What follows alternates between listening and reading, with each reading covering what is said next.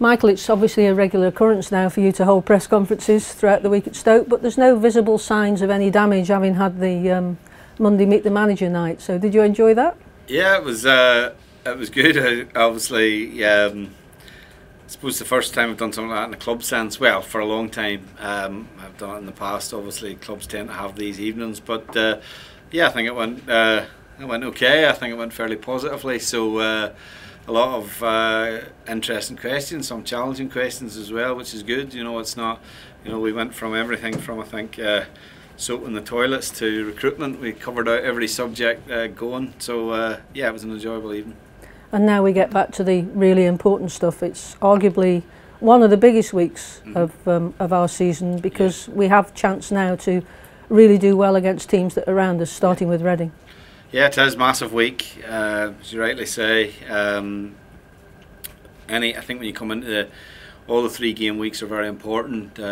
We go into in a good place off of a good victory and a little bit of momentum, unbeaten in 4. So those are all positives for us. But it's about, I think, maintaining that momentum. We obviously have 2 away games again. Probably a little bit easier with the home game sandwiched in between, as opposed to back-to-back away games like we had in the previous week. But as you rightly say, a chance to add to the points tally. Although, you know, Reading are they haven't been, I think, fantastic at home this season. They've been better away from home, and we have to try and capitalise on that. Joe Allen, obviously, that was a big damper on the win against Hull. He's had his operation now. How's he doing? Yeah, he's good. I mean, he's straight in the club, but after, I think he's already in the gym and doing whatever stuff that he's able to do at this minute in time, which will all be obviously upper body stuff. He's on crutches and in a plaster cast, but listen, his mood's good, which is important, and that's good. It's just good to have Joe about the building. Obviously, you know, I made pretty, you know, obviously how I felt about the incident in terms of how harsh football can be at times, that and robbed him the chance, obviously, of between now and the end of the season playing for us, but equally what he had to look forward to in the summer with Wales. So it's just good to see him in. He's been in good spirits, and obviously by all accounts the surgery has been very successful. How are we, apart from Joe injury wise, looking forward to the game? We're still without James, and we have a small doubt about Sam Vokes, but we're not overly concerned about that. But those are other than the longer term injuries, those are the 2.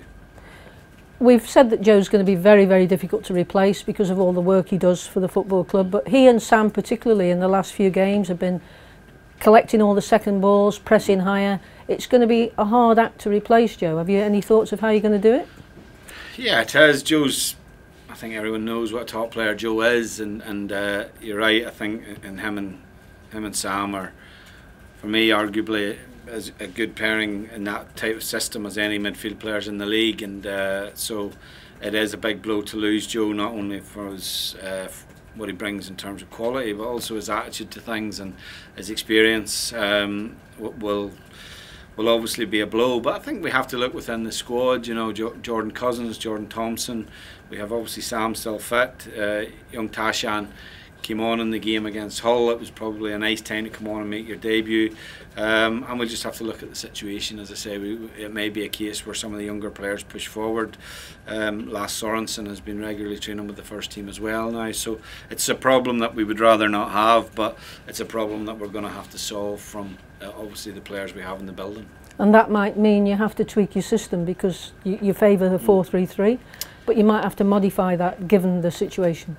Well, yeah, potentially. Like, I don't think that, you know, we always look at potentially changing things depending on how the team have played or depending on the opposition. But I think the main thing is that, you know, we try and focus on maintaining the momentum we have and the form that we have, and I think that we have players in the building can compensate for obviously Joe. It may be a slightly different approach in terms of how we approach the game tactically, and or how, you know, forward thinking we are, but I think, as I say, we can, you know, the onus is on the rest of the squad to compensate for the loss of Joe.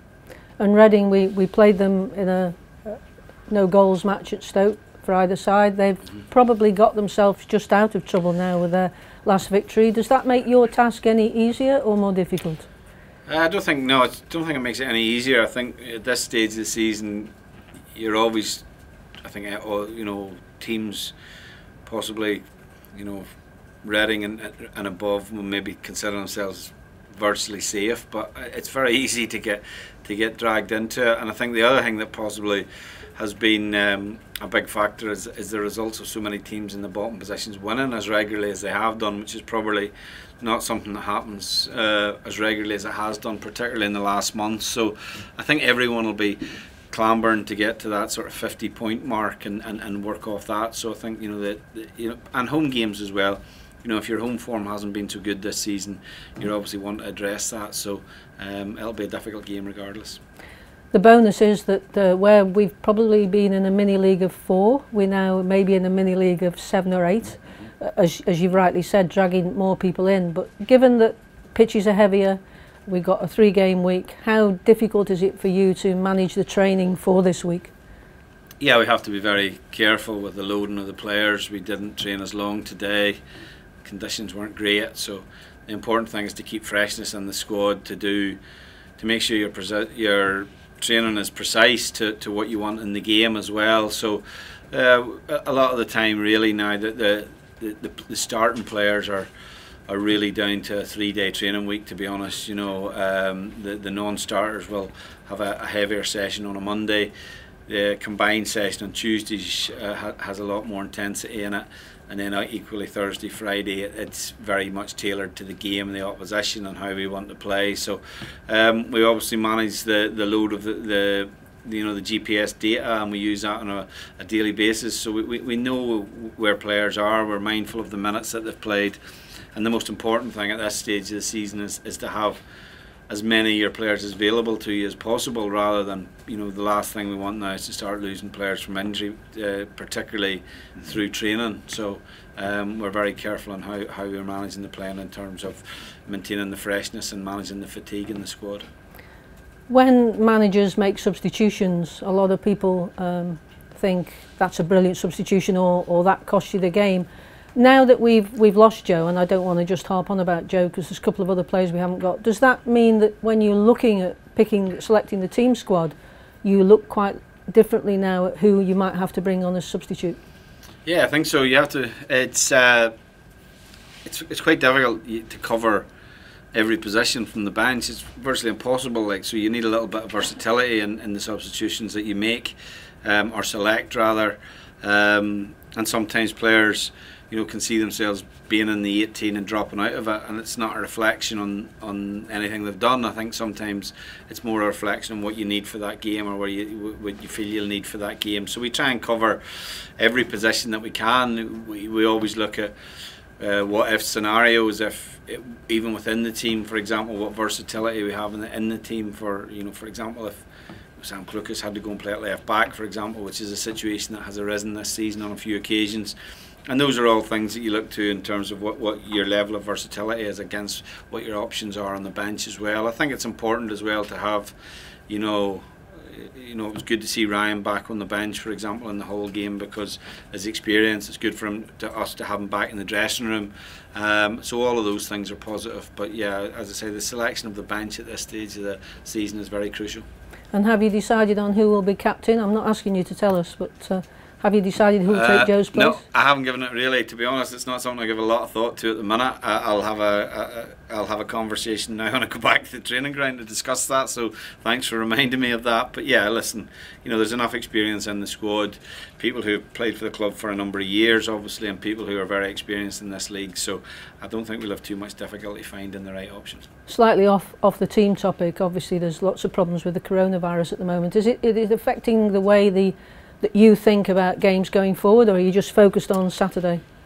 No, we're just focused on Saturday. I mean, again, obviously looking at everything that's coming in through the media and how games are either being played behind closed doors in Europe at the minute, or games being postponed, other sporting events being postponed as well. So I suppose it's not something, as I said in my earlier press conference this week regarding international football, it's as the coach, manager, you're not in control of any of this, so you just have to try and maintain the focus. I think there is possibly an inevitability that we may end up playing some games behind closed doors, given where the rest of football is going. But until we're told that, obviously we just prepare as normal.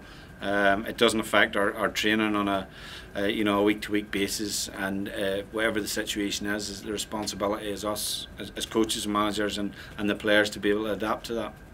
And finally, the youngsters played in the Premier League Cup at Manchester City, and you went to watch that. You must be quite pleased with some of the players we've got for your future. Yeah, it was very good to see.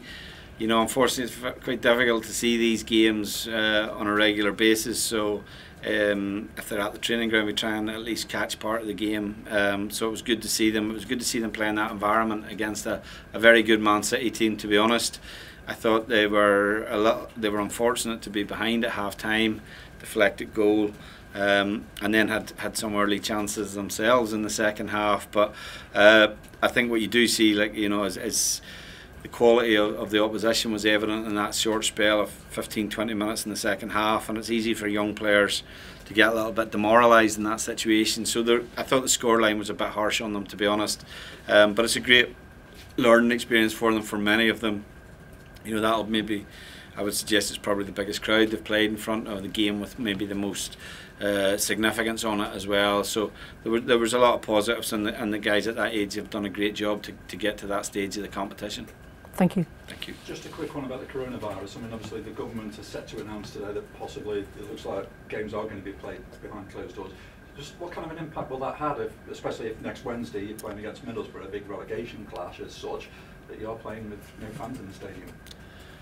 It's a question that's kind of difficult to answer until we've done it, to be honest. You know, it's ideally no one would like to see games home or away behind closed doors. If you look at it from the perspective of people perceive that's a disadvantage for us to be playing at home without any fans, well then it's an advantage when we play away from home. So I don't feel it's neither a disadvantage or an advantage, to be honest. I think, you know, the players have to remain focused. They just have to deal with the situation. At all points in your career as a player, you play reserve team football in empty stadiums. So it's not like it's not something that they'll never have done before. So as I say, if that situation arises, I think it's a shame, and it'll detract from the game in general. But it doesn't change, obviously, what's at stake at the game, and it doesn't change how we approach the game. I know obviously there's a serious side of it, but equally for the football club it impacts financially, doesn't it? With obviously no gate receipts coming in and everything. Well, yeah, of course it does, you know, and those are things that, you know, thankfully I don't have to think too much about. I have to think about preparing the team and making sure they're ready to play in such a situation. But yeah, I think the worry obviously for football in general is how potentially such a decision may cause some clubs to suffer, and you know, as I say, you know, we have to make sure that you know, as a club we deal with the situation, but I've no doubt that the club's in very good hands in that respect. Brilliant. Okay, thanks, Chief. Thank you. Thank you.